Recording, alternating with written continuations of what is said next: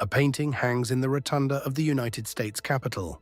It's called The Signing of the Constitution, and it shows 82 men, white men, mostly in powdered wigs, gathered in Philadelphia in 1787, debating the future of a nation. You've seen versions of this image your entire life. It's on textbooks. It's in every civics classroom in America. It tells a very clear story about where American democracy came from. The painting does not include a single Haudenosaunee face. And yet, sitting in the Library of Congress right now, there is a document, a 1988 congressional resolution signed into law, that formally acknowledges the Iroquois Confederacy as a direct influence on the United States Constitution. Not a footnote, not a theory, a law, signed by Ronald Reagan. It says plainly that the framers drew on the political model of the Haudenosaunee, the people known to history as the Iroquois, when they designed American democracy. So why does the painting not show them? Let's start with a specific object, not a painting, something smaller, something you could hold in your hand. It's a wampum belt. It's housed in the New York State Museum in Albany, made of purple and white shell beads, thousands of them, woven by hand into a pattern that has survived for at least 500 years. The belt is called the Hiawatha Belt, and it is, according to Haudenosaunee scholars, the founding document of the Iroquois Confederacy, the visual constitution of a political union that existed long before Columbus, long before the Mayflower, long before anyone in Europe had a word for the idea of a federal republic. The belt shows 5 figures connected to a central tree. Each figure represents one of the original 5 nations of the Confederacy: the Mohawk, the Onondaga, the Cayuga, the Oneida, and the Seneca.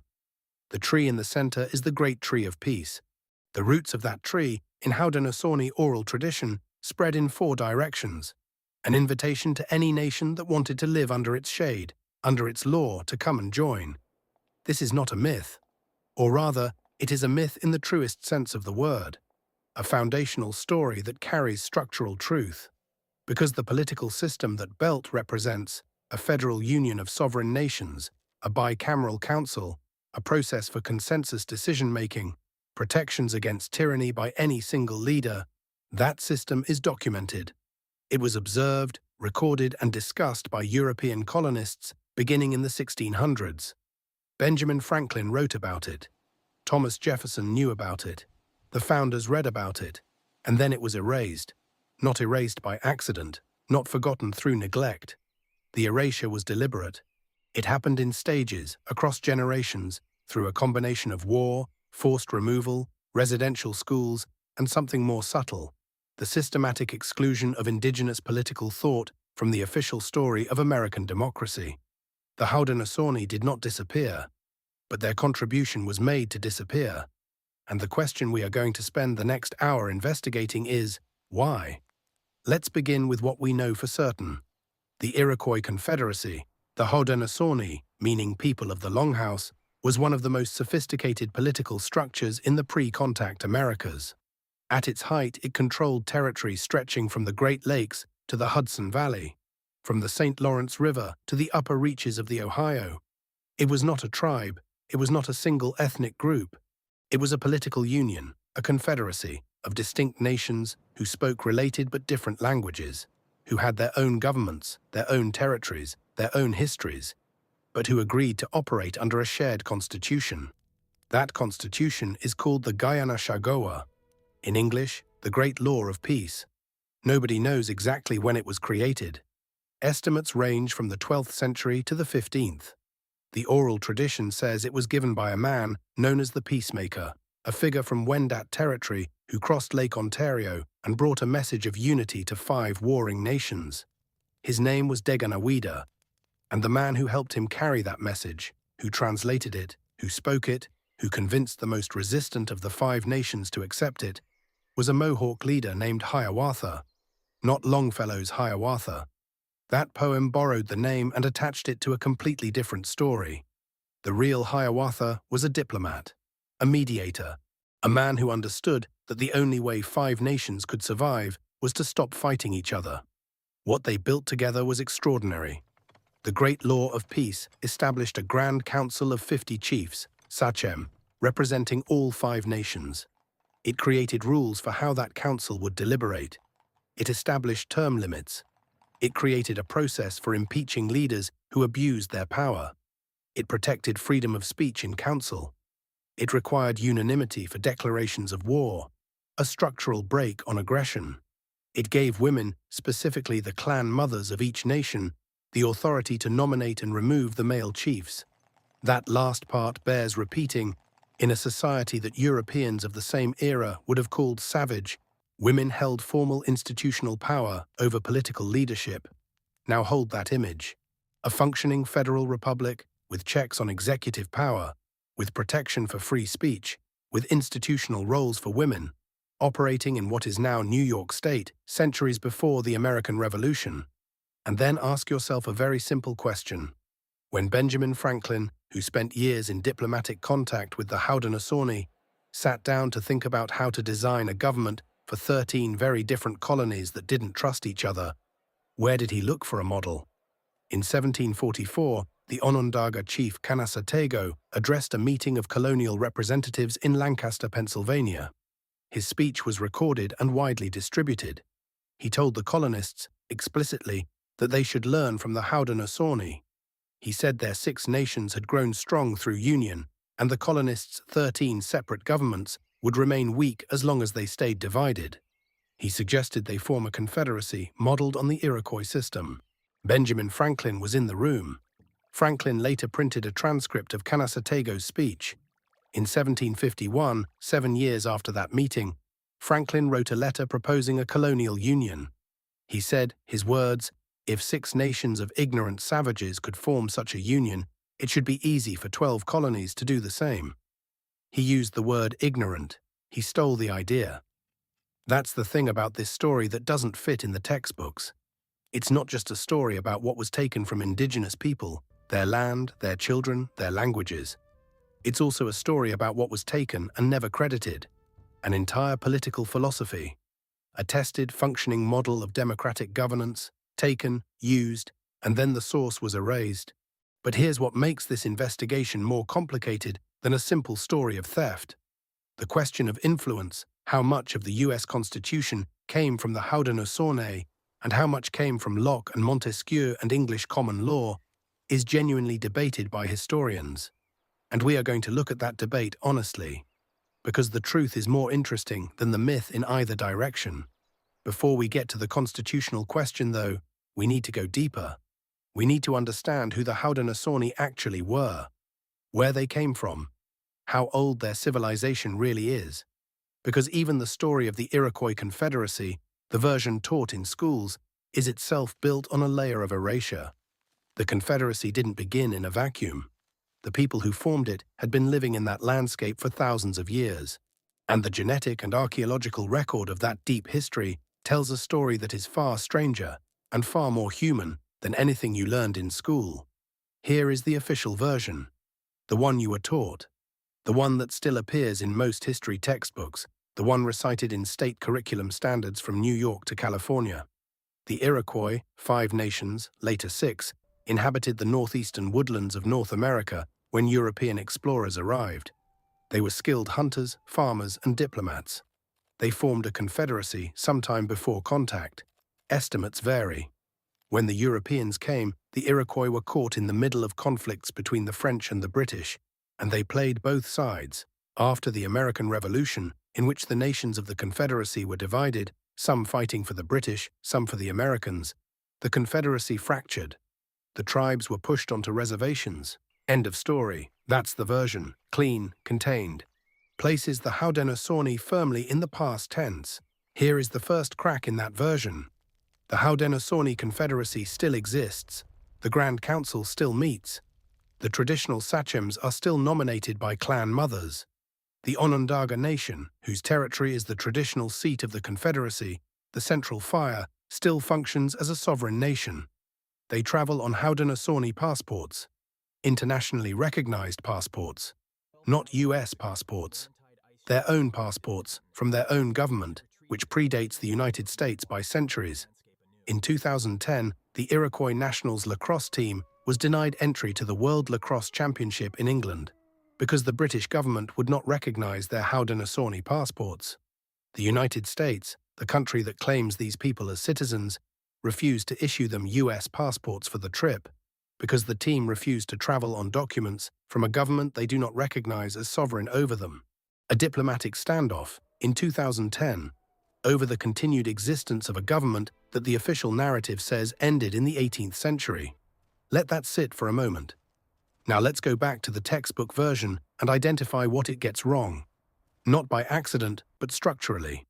The official history treats the Iroquois Confederacy as a static thing. It describes the Six Nations as though they simply existed, unchanged, from some unspecified point in the past until European contact disrupted them. This model, call it the freeze-frame model, is standard practice in how European-derived histories treat indigenous peoples. It describes a baseline state, it notes the disruption, it implies decline or disappearance, and in doing so, it erases 5,000 years of actual history. Here's what that history looks like when you don't freeze-frame it. The people who would become the Haudenosaunee were not always in the northeastern woodlands. They were not always farmers. They were not always organized into nations or confederacies. They arrived in that landscape through a process of migration, cultural adaptation, and, here's the word that doesn't appear in textbooks, conflict. Serious, sustained population-level conflict, the kind that leaves marks in bones and DNA.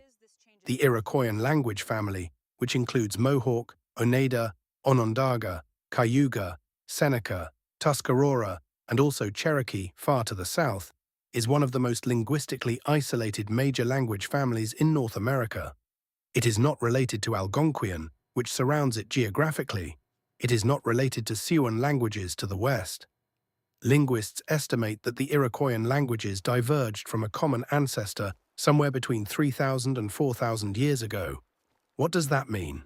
It means that 4,000 years ago, there was a group of people, a Proto-Iroquoian people, speaking a common language, living somewhere in eastern North America, whose descendants would eventually spread out and diversify into all the Iroquoian-speaking nations. It means the Haudenosaunee story does not begin with the peacemaker. It begins thousands of years before him. And here's the thing that doesn't fit the official version. When archaeologists dig into the pre-contact layers of northeastern North American sites, they find evidence of sustained brutal warfare. Not raiding, not skirmishing, organized, systematic, lethal violence, palisaded villages, mass graves, signs of cannibalism, which in the context of Iroquoian culture was a ritualized practice with specific meaning. Not random brutality, but a practice that tells you something about the scale of conflict between groups. The official version implies that before European contact, the northeastern woodlands were a kind of balanced ecological state, occasionally disrupted by tribal conflicts. The archaeological record says something different. It says that the centuries before the formation of the Iroquois Confederacy were, in parts of the Northeast, a period of intense warfare and population pressure. The Great Law of Peace was not created in a garden. It was created in the aftermath of catastrophe. This is not a small revision. It changes the meaning of the Confederacy entirely. The standard textbook story presents the Iroquois Confederacy as evidence of indigenous political sophistication, which it is. But it presents that sophistication as a kind of natural trait, something the Iroquois simply had. What the archaeological and genetic evidence suggests is something more profound. The Confederacy was a technology. It was invented to solve a specific, deadly problem, and the people who invented it had been living through generations of violence before the peacemaker arrived. Think about what that means for the analogy with American democracy. The founders didn't just borrow a pretty idea from the Iroquois. They borrowed the solution to a problem they themselves were facing. How do you get people who have been fighting each other, who have different interests and different identities, to agree to govern themselves together? The Haudenosaunee had solved that problem, genuinely solved it, with a structure that held for centuries. The founders were facing the same problem, with 13 colonies that were nearly as suspicious of each other as the original 5 warring nations. But the textbook version can't tell you that, because the textbook version needs the Iroquois to be background, a colorful detail in the story of European civilization transplanting itself to the New World. If the Iroquois were actually the ones who solved the central political problem of the founding era, the story of American democracy looks very different. The center of gravity shifts. This is why the erasure matters. It's not just about giving credit, it's about understanding what democracy actually is and where it actually comes from. And the answer to that question is not entirely European. Here's the reformulated question we should be asking. Not, did the Iroquois influence the Constitution? That question has a yes or no answer, and politicians can argue about it. The better question is, what was the intellectual and political world that the American founders actually lived in? And how central was indigenous political thought to that world? The answer to that question requires us to go back much further than 1787. It requires us to look at who was on this land, and when, and how they got there, and what happened between groups when they met. 40 miles east of Lake Ontario in upstate New York, there is a site called Ganondagan. It's a state historic site now, a park with walking trails and a reconstructed longhouse. On summer weekends, Haudenosaunee cultural educators give demonstrations there. It looks peaceful. It is peaceful. What lies beneath it is not. In 1687, French soldiers under the Marquis de Denonville attacked the Seneca town that stood on this site. They burned it. They destroyed the food stores, thousands of bushels of corn, enough to feed a nation through winter. They killed whoever didn't escape in time. The Seneca called it the burning. For the Seneca nation, Ganondagan is a site of genocide, a place where something ended. But Ganondagan was also a place where something began. Archaeologists working the site have found layers that predate the 1687 attack by centuries. The land was occupied, repeatedly, by different groups, by people whose relationship to the Seneca of 1687 is not straightforward, not because the Seneca appeared out of nowhere, but because the human history of that landscape is layered in ways that no single origin story can contain. Let's go back, way back, 12,000 years ago. The glaciers are retreating. The Laurentide ice sheet, which at its maximum covered most of Canada and the northern United States under a mile or more of ice, is pulling back. Behind it, it leaves a landscape that is raw, wet, and slowly filling with life. Forests are moving north. Megafauna, mammoths, mastodons, giant ground sloths, horses, camels are beginning the long process of extinction, though nobody living at the time could have known that. Into this landscape, humans are moving. Where did they come from? This is a question that was, for most of the 20th century, answered with confident simplicity. They came from Asia. They crossed the Bering Land Bridge during the last glacial maximum, when sea levels were low enough to expose a landmass, Beringia, connecting Siberia to Alaska. They were big-game hunters following mammoth herds. They spread south rapidly, through an ice-free corridor between the Laurentide and Cordilleran ice sheets, and within a few thousand years, they had populated both North and South America. This was called the Clovis First hypothesis, named after a site in New Mexico where distinctive stone projectile points were found in association with mammoth bones. For decades, Clovis was the answer. Then the pre-Clovis sites started appearing. Monteverde in Chile, a site that preserves evidence of human occupation 14,500 years ago, at least 1,000 years before Clovis. Paisley Caves in Oregon, human coprolites, fossilized feces, dating to 14,300 years ago. Meadowcroft Rock Shelter in Pennsylvania, contested but potentially 16,000 years old. And most recently, White Sands in New Mexico, fossilized human footprints in ancient lake sediment, now dated to between 21,000 and 23,000 years ago. 23,000 years ago, at the height of the last glacial maximum, when the Bering Land Bridge was theoretically crossable, but the ice-free corridor through which people were supposed to have traveled did not yet exist. This is not a minor discrepancy. If humans were in New Mexico 23,000 years ago, they were not Clovis hunters. They arrived by a different route, possibly by boat, hugging the Pacific coast, the Kelp Highway hypothesis, which proposes that maritime people could have moved south along the coast, even when the interior was blocked by ice, possibly via a route through Beringia that predates the commonly assumed timeline, possibly via routes that we haven't fully mapped yet. What this means for our story is that the human history of the Americas is older, and more complicated than the textbooks suggest. The people who eventually became the Haudenosaunee were not the first people on this land. They were not even the second. They arrived into a landscape that already had a human history stretching back into deep time. So who was in the northeastern woodlands before the Iroquois-speaking peoples? The archaeological record points to a long sequence of cultures, most of them known only by the artifacts they left behind. In the northeast, researchers identify a sequence that runs roughly like this. The Paleo-Indian period, roughly 13,000 to 10,000 years ago, characterized by highly mobile hunter-gatherer bands pursuing large game. The toolkit is diagnostic. Fluted points, similar to Clovis in form. These people are genetically and culturally distinct from any later population we can clearly identify. Then the Archaic period, 10,000 to 3,000 years ago, during which the climate stabilized, forests filled in, and human populations began to diversify and regionalize. Groups became less mobile. They exploited a wider range of food sources. Regional cultures began to develop distinct identities. In the northeast, this is when we start to see the emergence of the cultural patterns, the fishing, the gathering, the management of forest resources, that will later characterize many of the peoples Europeans encounter. Then the woodland period, roughly 3,000 to 1,000 years ago, during which agriculture begins to spread into the northeast from the south and west. Corn, beans, and squash, the three sisters, transform subsistence patterns. Populations grow, villages become larger and more permanent. And with permanence and population growth comes something else: competition, conflict. The evidence of violence in the archaeological record intensifies.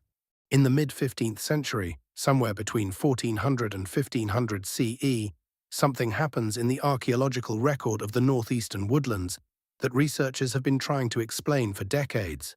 The pattern of small dispersed village sites is replaced abruptly by large, heavily fortified sites. Villages are relocated to defensive hilltop positions. Palisades, walls of sharpened wooden stakes, appear around settlements that previously had none. Skeletal trauma, the marks of violence on human bones, spikes dramatically. This is the era that the Haudenosaunee oral tradition describes as the time before the peacemaker. The time of mourning wars, a cycle of retaliatory raiding in which the death of a community member had to be avenged or compensated for by capturing or killing a member of another group. Mourning wars could not end by themselves. Each retaliation generated a new obligation for vengeance. The cycle was self-sustaining, and it was consuming the nations of the Northeast. The peacemaker's intervention, the great law of peace, offered a different mechanism. Instead of answering death with death, the law offered a ritualized process called the condolence ceremony, through which grief could be formally acknowledged and resolved without requiring blood. The logic was elegant. If the emotional need driving the mourning wars could be met through ceremony rather than violence, the cycle could be broken. But here's what the oral tradition doesn't fully explain, and what the genetics are only now beginning to illuminate.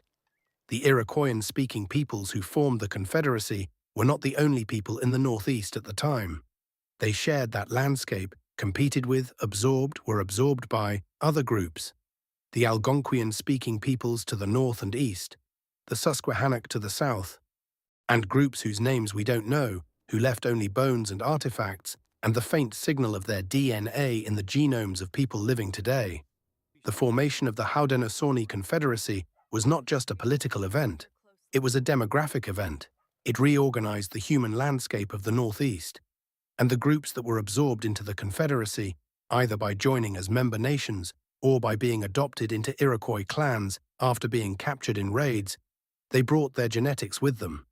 The Confederacy was, from a genetic perspective, a mixing machine, a vehicle for the incorporation of diverse peoples under a single political framework. This is not the story of a pure people with ancient roots in a single place. It is the story of something far more modern in its logic, a political construction that created identity rather than being created by it. And this is where the deep chronology begins to connect to the constitutional question. The founders who looked to the Iroquois for inspiration were not just borrowing a governmental structure. They were borrowing something more radical, the idea that political union could create a people. that 13 separate colonies, with different histories, different economies, different cultures, could agree to become Americans. That identity could be constructed through governance rather than inherited through blood. The Haudenosaunee had already proven this was possible. They had done it. They had taken 5 warring nations with different languages, different territories, different traditions, and made them one people without erasing what made each of them distinct. The Confederacy was a union of sovereigns. The states that eventually ratified the Constitution were sovereign entities too. The parallel is not coincidental, and the men who saw it were not fools. Let me give you one specific moment that historians rarely highlight. In 1736, a delegation of Onondaga and Cayuga leaders met with Pennsylvania colonial officials.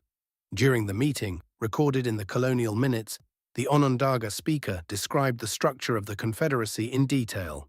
He described how the nations deliberated, how decisions were made, how the Confederacy handled disputes between member nations. Colonial officials took notes. Those notes went into the official records of the Pennsylvania colony. Those records were available to anyone who wanted to read them. Benjamin Franklin was the official printer for Pennsylvania. He printed colonial records. He had access to everything that was documented about Haudenosaunee governance. He was not ignorant of the model. He had, in a very literal sense, printed it. There is a skull in the collections of the Smithsonian Institution.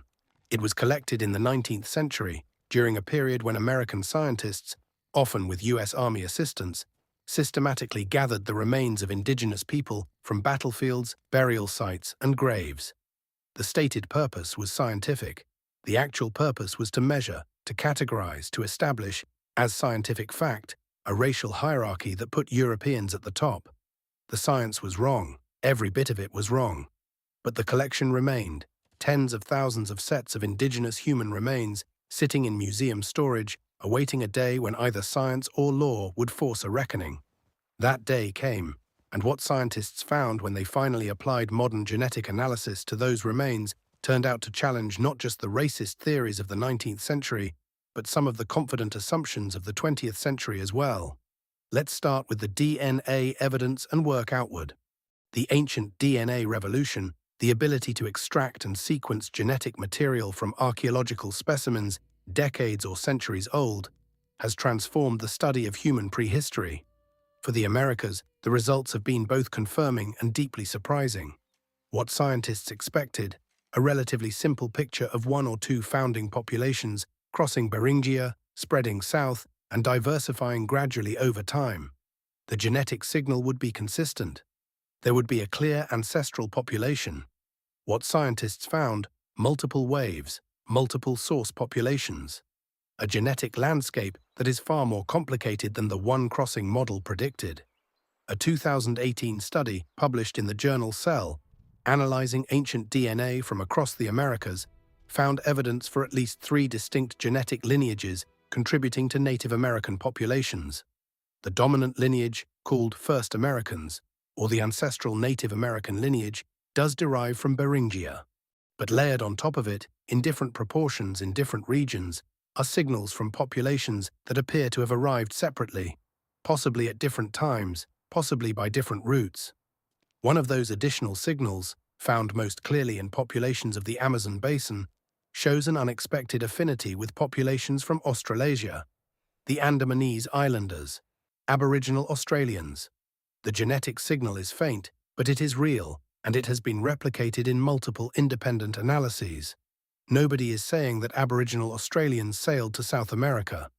The current interpretation is that the signal reflects an ancient, now extinct population that was once widespread across Asia, a ghost population, and contributed to both Australasian and some American populations independently. What this means? The first Americans were more genetically diverse than we thought. The continent was not populated by a single founding group. It was populated by people. Now bring that finding north, to the northeast, to the people who would become the Haudenosaunee. The ancient DNA studies of northeastern populations are more limited. There are fewer ancient specimens, and many specimens that exist cannot be studied because of cultural and legal restrictions that the researchers themselves support. But what data exists tells a consistent story. The ancestors of the Iroquoian-speaking peoples are not a simple, isolated population with ancient roots in a single place. A study from 2020 examining mitochondrial DNA, the genetic material passed from mother to child, from pre-contact northeastern sites, found that the Iroquoian-speaking populations show a pattern consistent with significant population mixing in the centuries before European contact. The haplogroup frequencies, the genetic lineages present, shift noticeably between sites dated to the Archaic period and sites dated to the late Woodland period, just before the formation of the Confederacy. What scientists expected: continuity. The same people in the same place over time. What they found: a shift, not a complete replacement. This is not a story of one group exterminating another and taking their place. It's more subtle than that. It looks like absorption, like the incorporation of outside people into an existing population through the mechanisms we already know were operating: warfare and adoption. The Haudenosaunee practice of adoption was not a minor cultural quirk. It was, from a demographic perspective, one of the most significant features of their social system. When Iroquois warriors captured people in raids, and they captured many people from many different groups, those people did not simply become slaves or subordinates. They were incorporated into Iroquois clans through a formal adoption ceremony. They received Iroquois names. They took on the kinship obligations of their adoptive families. They became, in the eyes of Iroquois law, Iroquois. This happened on a massive scale. In the 17th century, the period of the Beaver Wars, when the Haudenosaunee aggressively expanded their territory in pursuit of the fur trade, adoption rates were extraordinary. The Jesuit relations, the annual reports of French missionaries working in the Northeast, document Iroquois villages in which a majority of residents were recent adoptees from other nations. Former enemies living as citizens. Former enemies serving on the Grand Council. Now here is where the evidence connects to something much larger. In 1649 and 1650, the Haudenosaunee, primarily the Seneca and Mohawk, launched a series of devastating attacks on the Wendat Confederacy, their longtime rivals to the north. The Wendat, also called the Huron, were a confederacy of 4 Iroquoian-speaking nations allied with the French. The attacks dispersed them. Some Wendat fled west, becoming the Wyandot.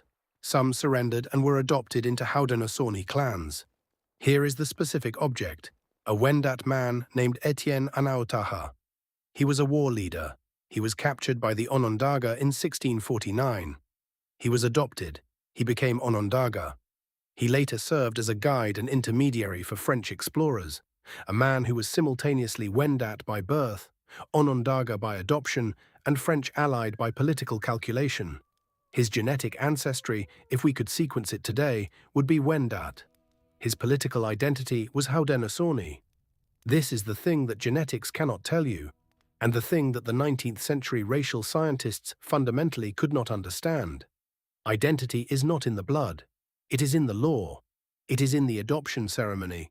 It is in the name given by the clan mother. You can have Wendat DNA and be Onondaga.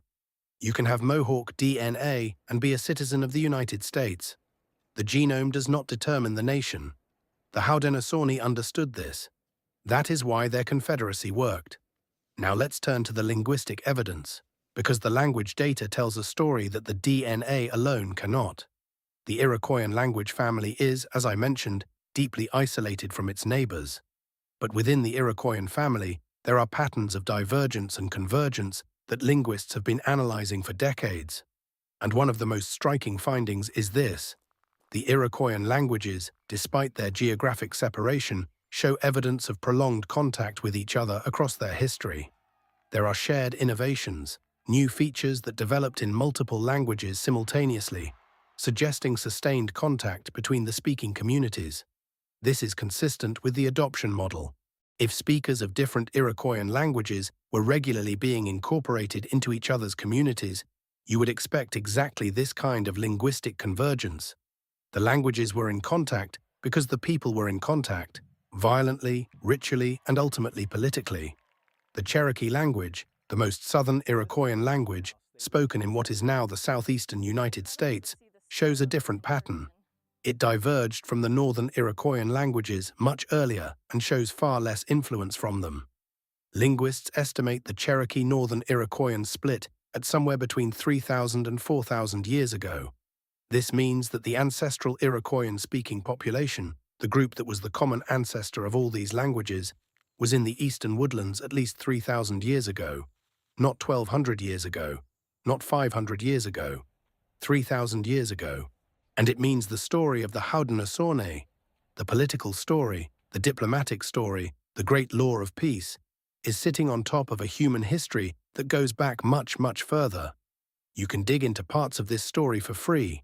The Library of Congress has digitized the colonial records, including Franklin's correspondence. The congressional record from 1988 is publicly accessible.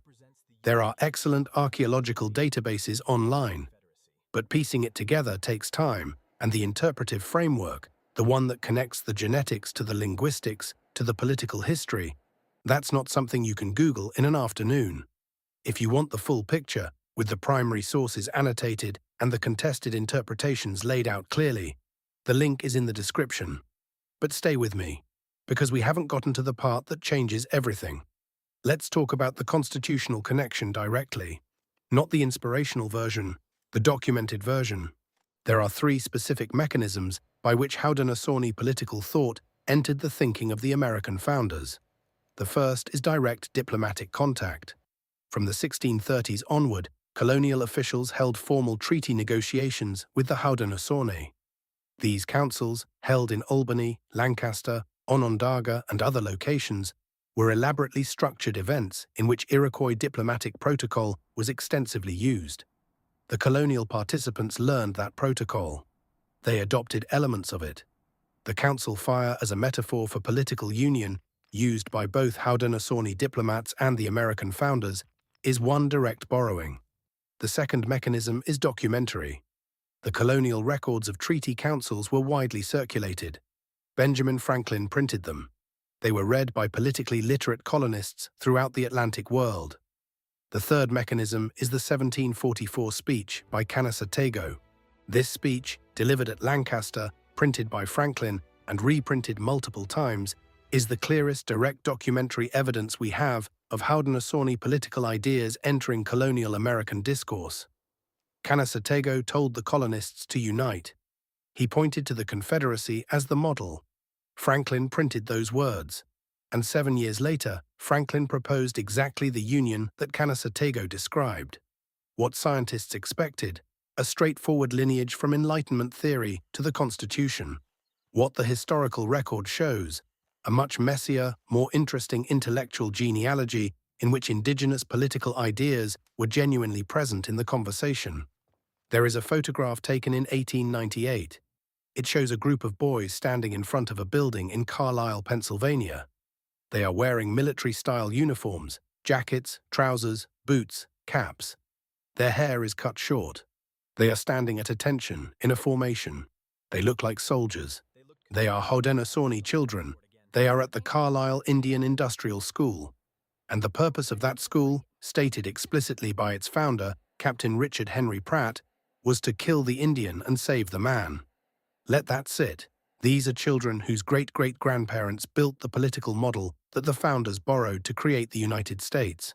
And the United States responded by taking their children, cutting their hair, forbidding them to speak their languages, and dressing them in uniforms that mimicked the soldiers who had taken their land.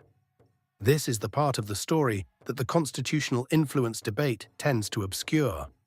The intellectual contribution of the Haudenosaunee to American democracy is real, but it exists alongside, not instead of, a parallel history of dispossession, violence, and cultural destruction so systematic and so sustained that it constitutes what the United Nations calls cultural genocide.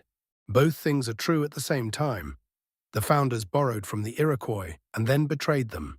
The constitution that the Haudenosaunee model helped shape was used within a generation of its ratification to legalize the removal and confinement of indigenous peoples. This is not a paradox that can be resolved. It has to be held. It is the actual shape of American history.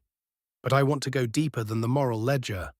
I want to look at what the genetic and demographic record tells us about the human cost, because it tells us something that changes how we understand survival. Here is the finding that nobody wants to talk about in the mainstream constitutional debate. By the late 17th century, within 60 years of the first sustained European contact, the indigenous populations of the northeastern woodlands had been reduced by somewhere between 50 and 90%.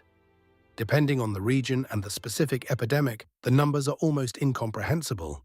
The 1633-34 smallpox epidemic that swept through the northeast killed an estimated 2/3 to 3/4 of some populations in a single year. Now here is what geneticists call a population bottleneck. When a population is reduced catastrophically, whether by disease, by war, by famine, and then recovers, the genetic diversity of the population is permanently reduced. The people who survived were a subset of the original population. Their descendants carry the genetic footprint of that bottleneck. Reduced variation, increased frequency of certain lineages, genetic signatures that tell future researchers. Something terrible happened here, and not many people survived it. The ancient DNA studies of northeastern populations show exactly this signal. The genetic diversity of living Haudenosaunee populations is lower than what the pre-contact archaeological record would predict. The bottleneck happened. The genome remembers. But here is the finding that is genuinely unexpected, the one I've been holding back. When researchers at the University of Vermont published a 2021 analysis of Haudenosaunee-associated genetic material, they found something in the patterns of genetic diversity that initially didn't make sense. The post-contact bottleneck was there, as expected, but running alongside it, in the mitochondrial DNA, the maternal line, was a different signal. A signal of resilience and continuity that the historical narrative of near destruction did not predict. Specifically, the maternal lineages, the genetic lines passed from mother to daughter, generation after generation, showed significantly higher continuity across the contact period than the paternal lineages did. The female genetic signal was more continuous. The male genetic signal showed the disruption. What does this mean? Think about the warfare of the contact period. Think about who dies in wars. Think about the morning wars, the raiding that killed and captured men from enemy communities. Think about the epidemics, which killed without discrimination, but whose demographic aftermath fell differently on different genders in a society structured by matrilineal clans. Think about the clan mothers. In Haudenosaunee society, political power, the power to nominate and remove chiefs, to determine clan membership, to decide on adoption, resided with the women, specifically with the senior women of each clan. And in a society structured this way, the survival of the female line is not just a biological fact. It is a political fact. As long as the clan mothers survived, the clan survived. As long as the clan survived, the political structure survived. The genetic record is showing us that the Confederacy survived the catastrophe of the contact period, not because the male warriors held the line, though some did, but because the women who held political authority also, disproportionately, survived to transmit both their genes and their governance roles to the next generation. This is the finding that reframes everything. The story of the Iroquois Confederacy is usually told as a story that ends. The Beaver Wars, the American Revolution fracturing the Confederacy, the Sullivan-Clinton campaign of 1779, in which George Washington ordered the systematic destruction of Haudenosaunee villages, an operation so thorough and so deliberate that the Haudenosaunee called Washington Town Destroyer, a name they use to this day. The treaties, the reservations, the Carlisle School, the end. But the genome says, not end, continuity. Through the worst of it, something was held, the maternal line held, the clan structure held, the political logic of the great law of peace, the logic that said identity is constructed through adoption and ceremony and political agreement, not through blood, that logic held. Because when populations were devastated, the Confederacy did what it had always done. It adopted, it incorporated survivors. It brought in people from outside the original 5 nations and made them Haudenosaunee. The 6th nation, the Tuscarora, from what is now North Carolina, joined the Confederacy in 1722, after being decimated in wars with English colonists. They were adopted. They were given a place in the Longhouse. The Confederacy absorbed the refugees of colonial violence and continued. Here is a specific human story that most Americans have never heard. Mary Jemison was a white woman, born in 1743 to Irish immigrant parents on a farm in Pennsylvania. In 1758, during the French and Indian War, she was captured by a Shawnee and French raiding party. She was 14 years old. She was taken west and eventually traded to a Seneca family on the Ohio River whose 2 sons had recently been killed. The Seneca women of that family performed the adoption ceremony for her. They gave her a Seneca name, Dickawamis. They gave her the kinship role of their deceased brother's sister. She became Seneca. She lived as Seneca for the rest of her life. She married a Seneca man. She had children who were Haudenosaunee. She was offered her freedom multiple times, by American officials, by family members who found her, and she refused. She died in 1833 in her 90s, a Seneca woman who had been born Irish. Was she Haudenosaunee? By blood, no. By adoption, by ceremony, by decades of living within the political and kinship structure of the Seneca nation, yes. Unambiguously, yes. The clan mothers had made her Seneca. That was the law. This is not a heartwarming story about cultural exchange. It's a demonstration of the political logic of the great law of peace operating in real time. The Confederacy's capacity to absorb, to adopt, to make insiders out of outsiders. This is the mechanism that kept it alive through centuries of catastrophe. And it is the same logic that the American founders, whether they acknowledged it or not, were trying to build into the Constitution. The idea that you could become American. That identity was not inherited from your blood, but constructed through your relationship to a set of laws. E pluribus unum. From many, one. The motto is Latin. The idea has a Haudenosaunee address. Here is the most surprising finding in the entire investigation. In 2020, a team of researchers at Cornell University, sitting literally on Cayuga ancestral land, published a comparative analysis of constitutional structures. They compared the Great Law of Peace with the Articles of Confederation, the U.S. Constitution, and the constitutions of several European nations. They were looking for structural similarities, not thematic inspiration, but actual structural parallels. They found 17 specific structural features that appear in both the Great Law of Peace and the U.S. Constitution that do not appear in the European constitutional models the founders are usually credited with drawing from. 17, not 1 or 2 coincidences, 17 structural parallels, including the requirement for consensus on major decisions, the principle that no individual leader holds unchecked power, the mechanism for removing leaders who abuse their authority, the protection of minority nations within a larger union, and the explicit separation of military and civil authority. 17 features, not in Locke, not in Montesquieu, in the Great Law of Peace. The researchers were careful, as all good researchers are. They did not claim that the founders copied the Great Law of Peace. They claimed that the structural parallels are too extensive to be coincidental, and that the most parsimonious explanation is significant influence. The parsimonious explanation. The simplest explanation. The one that fits all the evidence without requiring us to assume that the founders who we know read about the Haudenosaunee system independently invented all 17 features from scratch. Here is what we know. 12,000 years ago, the first humans arrived in what is now New York State. They were not one people. They were not from one place.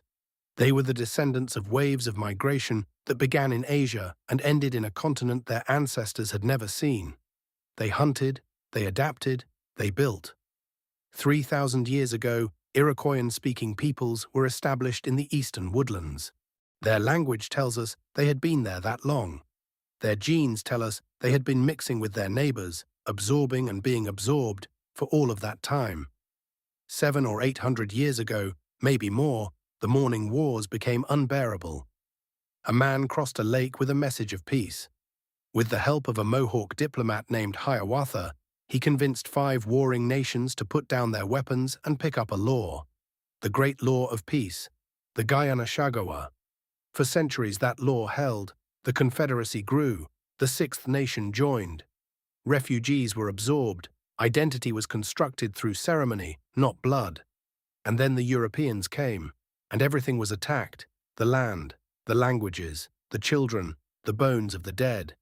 And yet the clan mothers survived. The maternal line held. The genetic record carries both signals simultaneously: catastrophe and continuity, loss and persistence. The genome is an archive of everything that happened. Replace the old image with the new one. The old image, a map of North America with a blank space labeled pre-contact. Tribes floating in that space like decorative elements. Europeans arriving to bring history. Democracy invented in Philadelphia. The Iroquois as a colorful footnote. The new image, 12,000 years of human history in a specific landscape. Waves of people, waves of culture.